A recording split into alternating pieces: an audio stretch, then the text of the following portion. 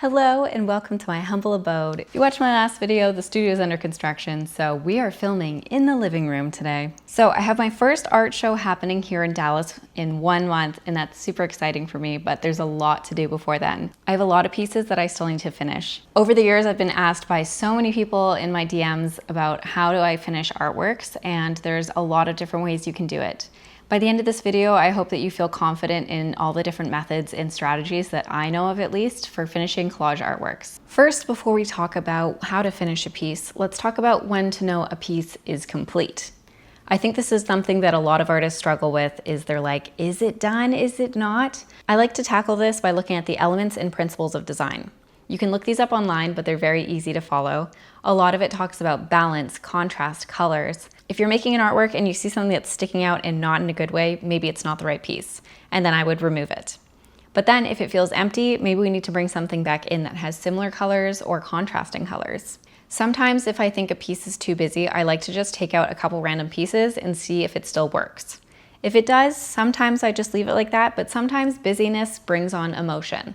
Emotion could be something like adding busyness to feel chaos. But if you're trying to make a piece feel calm, usually I like to have less pieces within it. There's also things like balance. If you have one big thing on one side and nothing on the other, it's gonna feel imbalanced. In a case like this, I would definitely try to add 2 or 3 pieces on the other side that are smaller to balance the larger object. We can also talk about the narrative. I know that I talk about this a lot. I love to have pieces that say something. What is your piece saying? If you're looking at it and you're not really seeing what it's bringing up, it might be worth going back to the drawing board a little bit and seeing how you could make this piece have its own dialogue. I also recommend, if you're feeling stuck, show it to a family member or a friend that you trust with your art. You can also just walk away from it for a day, 2. Sometimes I even leave them for months because I'm not sure how to finish them. This is very common, and again, it's part of the process for creating a piece, so that's okay.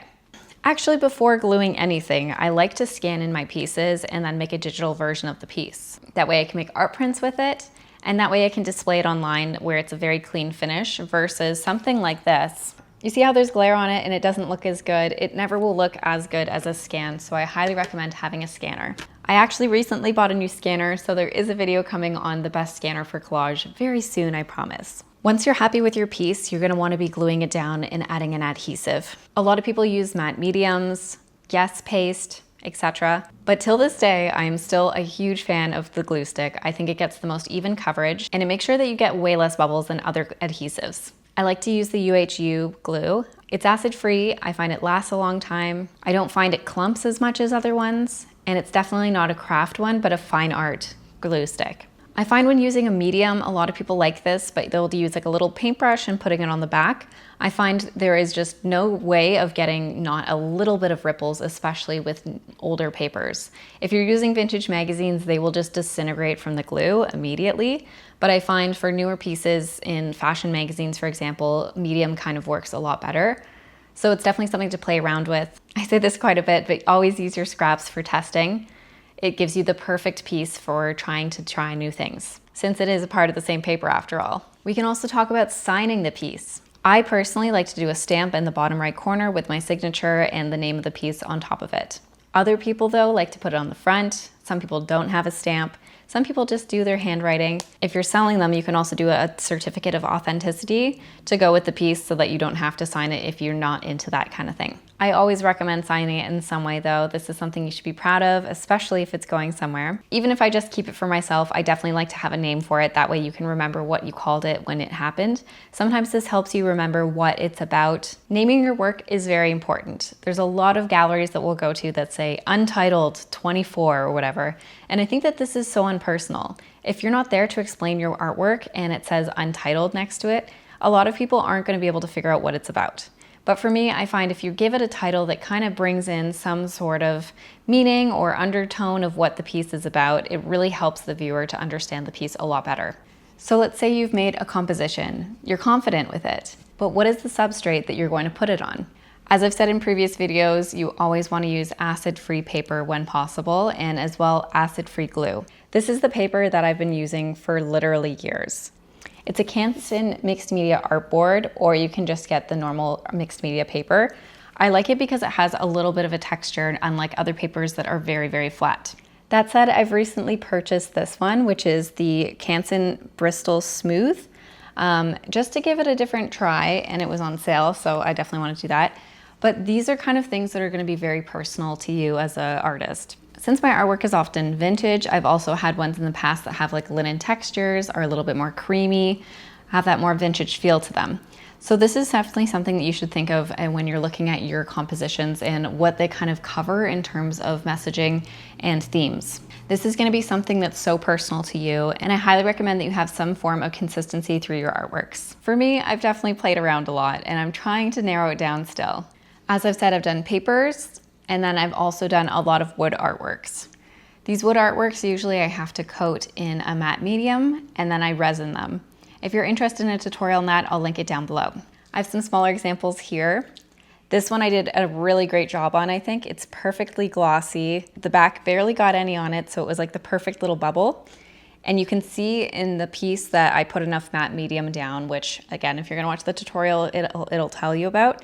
But this one basically was perfectly done. Then you have ones that kind of end up not so great. This was my first attempt, and I feel like the matte medium, definitely I didn't put enough on her face, and you can see it. So if you're gonna go the resin route, I definitely recommend that you practice a lot before doing it on your actual pieces.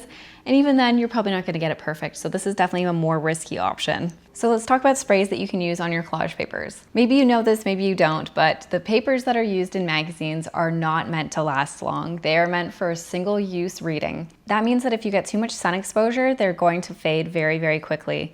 I've had this happen with my 2018 works, my 2020 works.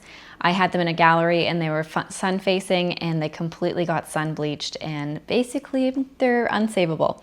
So I don't want that to happen to you. So these are the two products that I've used in the past. The first one is a workable fixative. This is something that you'll use if you're doing pastels, for example, pencil, just to make sure that they don't smear over time, and it protects and conceals the whole piece. I highly recommend this one. I've used it a lot. I've never had an issue with it on magazine papers. And then I also have this one. They're both by Krylon. This one is a UV resistant and clear matte. It says no yellowing, permanent coating, moisture resistant coating, dries in minutes, and this is definitely something that I wish I'd used. A couple of my pieces being transported here, I think they got some moisture into them, and you can definitely see it, and that's definitely what the work fixative didn't stop it from.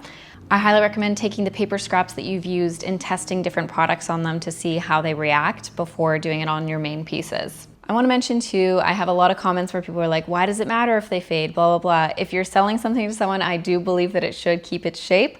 But if that's part of the experience, for example, you could put your pieces in the sun to get sun bleached before selling it, for example, so they know what it looks like. I think that that could be kind of an interesting method as well. It's just something that you need to think of as if it's part of your practice or not, that your pieces are going to fade and decompose basically, or if you want them to last a long time. Here's a piece I did using that work fixative, and you can see here that there's no difference in the finishing. Let's talk about where to get cheap frames. So your regular frame store is usually going to be extremely expensive, but sometimes they have piles in the back that will be ones that are custom made and then no one came to pick them up. Highly recommend looking into those frame stores a lot and as often as possible. I also like thrifting them. I think that if you go to somewhere like a Value Village or a Salvation Army, these are going to be great places to find a lot of smaller frames. I do think they've brought up their prices in recent years, which is unfortunate, but sometimes you can get very unique old frames with really good glass. So I highly recommend just looking there anyways. Then you have art stores.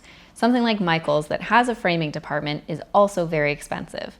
That said, they have, I think once a year at least, a sale where it's buy one, get two free. And for me, they just did that perfect timing for my art show. So I was able to buy a bunch of new frames with a very big discount. Usually I wouldn't do that, but this time I did. I do think frames can be very personal to each artist, and it's important to kind of come up with a style of frame that you're gonna do. Because I do a gallery style wall at my art shows usually, I find that it's okay to have a bunch of uniquely different looking pieces.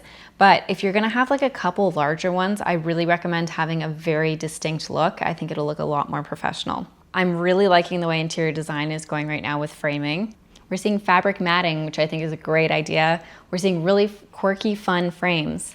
And this could be a part of your art, is like finding the frame that goes with the art before putting it down and making sure that that goes with it or that it's part of it. That said, you are an artist, not a framer. This is something that someone said to me and it really stuck.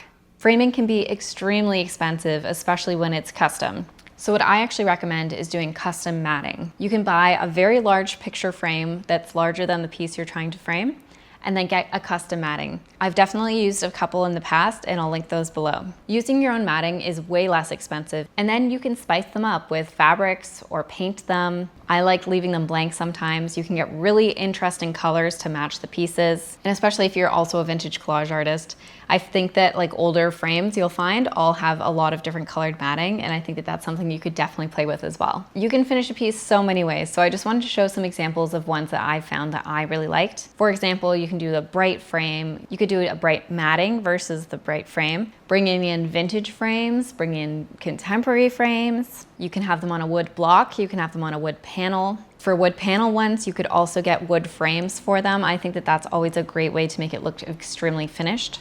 The objective is to just stand out as having your own style, whether that's simple or not. Having bows on your frames or hand-painted frames, or if it's just having simple white ones, that's okay too.